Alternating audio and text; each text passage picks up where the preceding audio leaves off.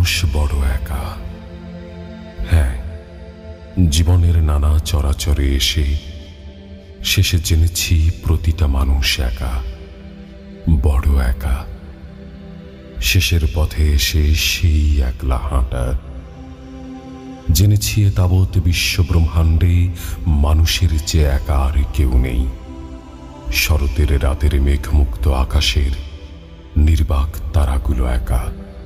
মানুষ হয়তো তার চেয়েও অনেক অনেক একা। এই সীমাহীন মহাবিশ্বে এই প্রাচীন পৃথিবী এক নিঃসঙ্গ গ্রহ, একা। মানুষ হয়তো তার চেয়েও অনেক অনেক একা।